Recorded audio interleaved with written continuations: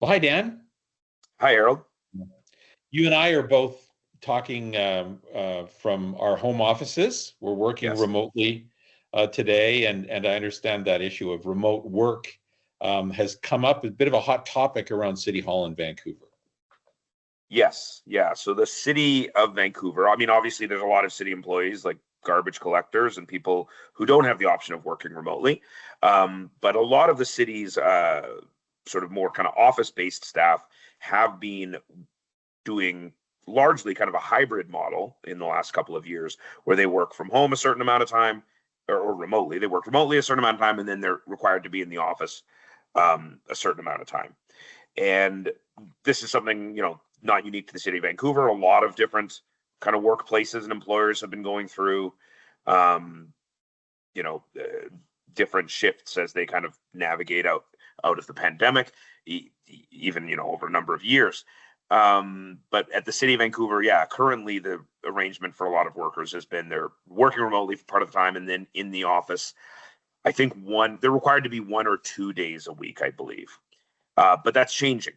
So what we understand is there's a push now to initially they were going to be required to be in the office um, more, but it sounds like now they're being required to be in the office all sort of 5 days a week, like full time. So I gather there may be exceptions in certain circumstances, but the overall idea is it's a move towards having everybody work full time in the Okay. office.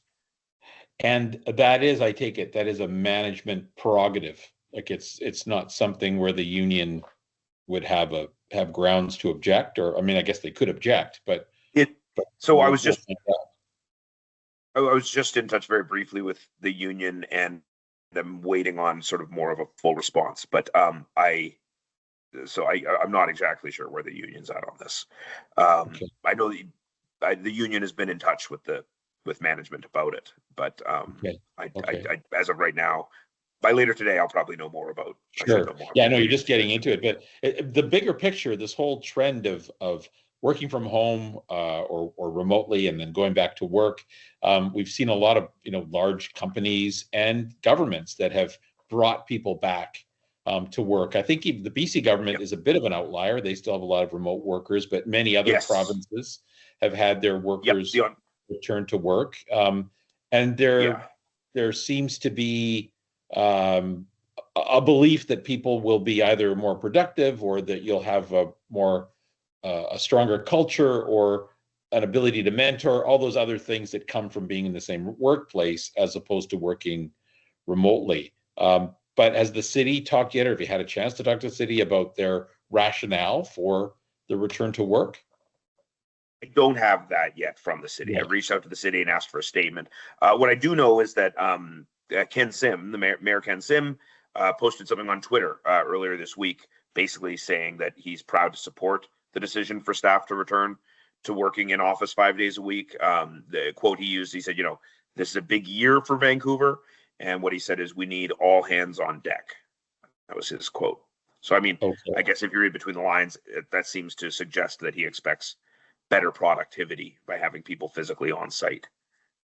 And what are you hearing from some of the folks who might be affected? Yeah, I mean, at least some of the current city employees feel as though this is uh, a push to sort of try to encourage people to leave their jobs, to quit. There are some people for whom the flexibility provided by remote work might be really important in their lives right now, and the prospect of needing to be there physically 5 days a week at certain times might be too challenging for them, especially for parents of younger children, people depending on what their own circumstances are. So it might push some people to quit. If you look at some of sort of the online chatter around this, there is certainly a broad consensus, and if you talk to people, especially those with sort of certain life circumstances, there's a feeling that this is one reason why managers do push return to office mandates, is because they're hoping for at least some of the staff to quit. Of course, this happens at a time when the city of Vancouver is trying to reduce its headcount and its payroll. Council has directed city staff to find $100 million or more in cuts from the operating budget in order to get this kind of property tax freeze, it's expected that could mean, reducing potentially hundreds of staff. So far, there have been a number of staff reductions. The positions affected so far have been kind of non-unionized, exempt staff, like management largely. But there have been stories and reports about managers, not at City of Vancouver, but managers of other types of organizations implementing back to work and saying that part of it is the goal is reducing the size of the staff. Right.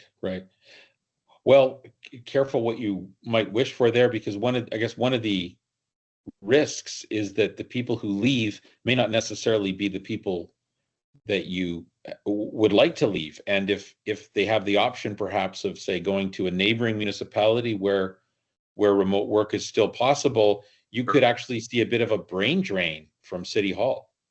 Yeah, I would think that could be a risk. I mean, or if you have, say, someone who works for the City of Vancouver and maybe they're really talented and in demand, but they live in Surrey or Abbotsford or wherever, and maybe that municipality would be happy to have them at a comparable or even better compensation package. And then, they could either work remotely, or it could be a situation where they could have a much easier, shorter commute, like working in their own municipality where they live. So who knows? Yeah, it's hard to say exactly how it'll play out, and we don't know. I have asked the city, how they would. I've asked the city both what is the rationale and how they would respond to the feeling that some people have that it seems like it's designed to try to encourage some people to quit.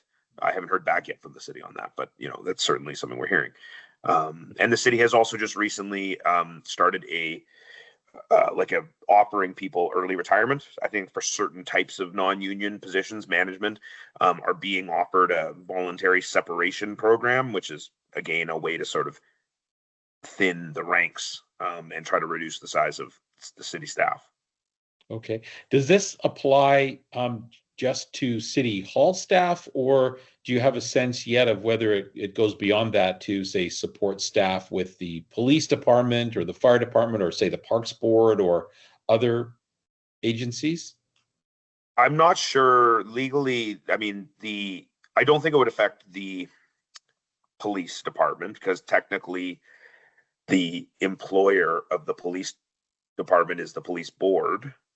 And Okay. so that would be up to, I don't know what their current policy is. The board would be able to implement their own policy, similar with like the library staff are technically like they've got their own board that oversees them. So I can't say for sure how it would affect those folks. But I mean, my understanding is that it's something, it's upwards of, 1,000 city employees who are currently on this kind of remote, it's more than 1,000 city employees who are currently on this remote sort of hybrid remote thing. And Okay. and that's, Daily Hive had reported that it was upwards of more than 1,000 being ordered back full time. Because obviously, as we say, for a number of people, remote work was never an option. A lot of city employees are physically working in community centers, in parks, picking up garbage. You can't pick up garbage remotely, not yet. Maybe one day. And so does this have to come to council for a vote, or is it something? No, I don't believe so. I think it's just kind of a HR matter, it sounds like. And the city of Vancouver is far from alone on this, right? The federal public service was kind of ordered to go for, I can't remember exactly what it was, but they were ordered to go to at least a limit of 3 days remote per week. And then the new government under Carney kind of hasn't ruled out the possibility of going to full-time in office. Relatively recently, the government of Ontario has gone to full-time in office, and some other provinces have as well. As you say, BC has so far been a bit of an outlier. And of course, there is currently a labor dispute with the BC GEU. So, my understanding is that is one of the, that's one of the things that the BC GEU, they've talked about having enshrined in their next contract, is the right to work remotely. Interesting. I imagine one of the other things you're looking at is the available office space. Did the city, after COVID, did they divest themselves of any space because they thought they could save some money, and they wouldn't need it if people were going to work hybrid. If they're going to have to bring these folks back, they're going to need enough room for them as well. So it's not as simple, I guess, is what I'm saying, as saying everybody come back. There are complications on both sides. Oh, yes. Yep. I think any change of this scale to your workforce and how they work will be challenging. And of course, once again, it's not like it's not unique to the city of Vancouver. They're obviously a major employer here, but they're not the only employer who's had to go through this. Public and private sector employers have been going through these changes. But of course, it comes at a time when the city is going through a fairly significant cost reduction kind of mode. Right. Good. All right, Dan, we'll look forward to seeing what else you uncover in the days ahead. Thanks.